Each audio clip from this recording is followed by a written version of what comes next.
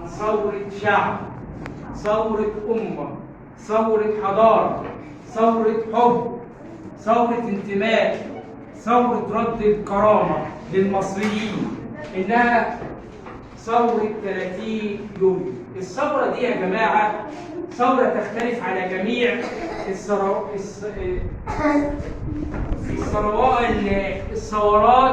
التي مرت على تاريخ مصر جميعا.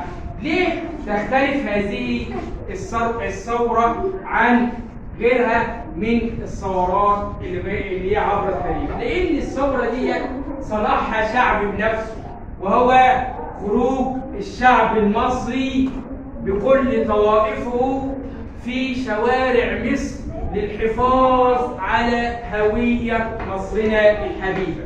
يبقى إذن تحتفل مصرنا الحبيبة بذكرى غالية علينا، وهي مرور ثورة 30 يونيو.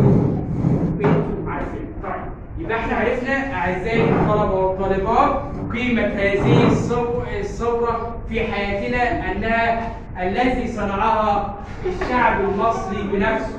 تاني حاجة نعرف اسباب ثورة 30 يوليو ولماذا يحتفل جيشنا شرطة وشعبا وحكاما ورئيسا بتلك الثورة المجيدة التي مرت على مصر. أول حاجة عدم سقوط مصر في هوية الفتنة.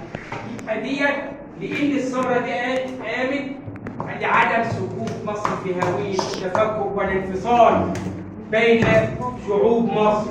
الثورة دي أنقذت مصر من الوقوع في الفتنة. تكاتف الشعب لرجوع مصر إلى أصالتها ومحبتها وتعاونها، وتعاون الجيش مع الشعب مع الشرطة للحفاظ على هوية الوطن المصري اللي هو مصر. يبقى أول حاجة عنوان الجلسة بتاعتنا ثورة صنعها شعب ضد التفكك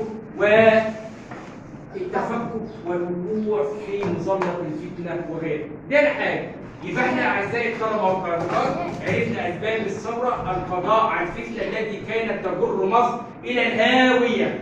تمام كده. تاني حاجة يا ولاد، الثورة اسمها ثورة 30 يونيو، واحنا في تاريخ هذا يعتبر تاريخ مجيد في تاريخ مصرنا العظيم. تاني حاجة انتوا عملتوا لافتات ورفعنا لافتات اسمها حضاراتنا فخر العالم كله.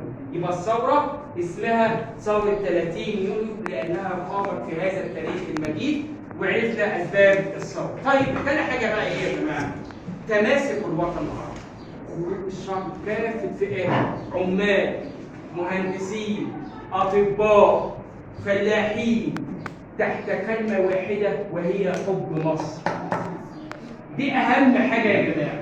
يبقى اللي بيميز ثورة 30 يونيو عن كافة الثورات أنها جاءت بفكر شعبي خالص.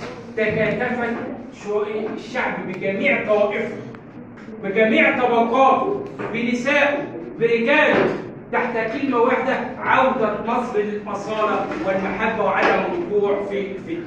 طبعا أهم نقطة عايزك تعرفها بعد خروج الشعب في الميادين العامة، ميادين الأقاليم والمحافظات، وافق أو اتفق الجيش على عماية هذا الشعب ضد أي غدر خارجي أو داخلي، وهو دور عظيم لجيشنا في مصر.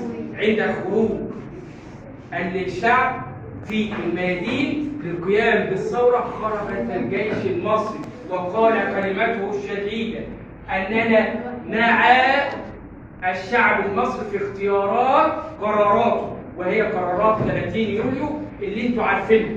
أول حاجة إعادة الدستور المصري وصياغته ليغطي كافة طوائف المجتمع. يبقى الدستور المصري كان دستور عنصري؟ لا، يبقى إلغاء الدستور والشعب يقول كلمته في اختيار رئيسه. شوفوا، أول ما الجيش الوطني والمتحدث الرسمي فيه اللي هو كان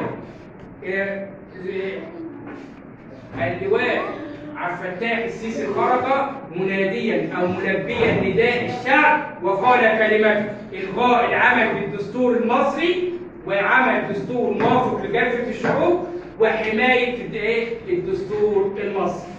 تمام؟ وفترة انتقالية، وبعد كده حكم الشعب له حكم الاختيار بعد كده فيه. ديت حاجات بسيطة لازم تعرفها على تاريخ اليوم ده. هنعمل خلاصتنا بقى.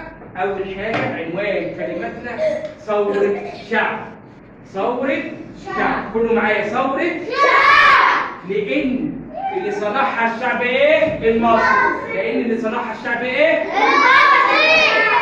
عرفنا أسباب ثورة 30 يوليو وهي الحفاظ على الهوية إيه؟ المصرية. الهوية إيه؟ المصرية. طيب عنوان كلمتنا حب، انتماء، تضحية. حب الوطن، انتماء لهذا الوطن، التضحية من أجل هذا الوطن. ثاني حاجة التضحيات في أمن التضحيات.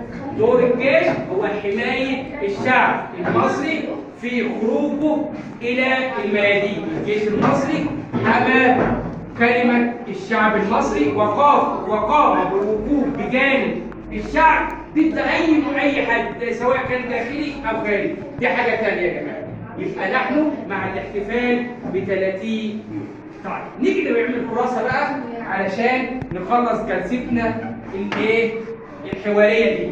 ماشي؟ أول حاجة الجلسة الحوارية يا ولاد عن ثورة إيه؟ كله معايا ثورة إيه؟ برافو عليك. اسمها إيه؟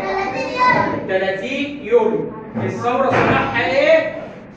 الشعب بنفسه. ثورة صنعها الشعب بإيه؟ بنفسه. تمام. تحت إشراف أسرة التربية الاجتماعية الفعالة. الحاجات دي تمام كده. حضرتنا فخر اللغة العالم إيه؟ كله. طيب الثورة دي بتختلف عن جميع الثورات عن الشعب اللي قام بها. تمام يا جماعة؟ تمام. نيجي بقى نناقش مع بعض. الثورة دي اسمها 30 إيه؟ يوليو. ماشي. أسبابها الحفاظ على الهوية إيه؟ المصرية. طيب خلاصة الجلسة يا جماعة بعد ما انتوا قلتوا وربطوا معايا هنعرف خلاصة ومواضيع هامة.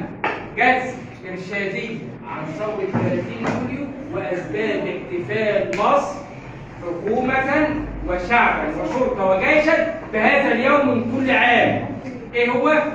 لأن قامت فيها ثورة صنعها شعب خروج المصريين جميعا لاجل كلمه مصر. تمام كده. ثوره 30 يوليو ثوره شعب حضرتنا فخر العالم كله ودينا فتاش وعملنا تماسك في الوطن. ثوره حفظت مصر. دور الجيش الشعب واسره التربيه الاجتماعيه. تتمنى لكم التوفيق والى مزيد من الندوات تحت اسره التربيه الاجتماعيه ومديرنا الفاضل وتحت مظله مصر ومدرسة ميت الرخا رقم 1 وإلى مزيد من الأعمال بإذن الله.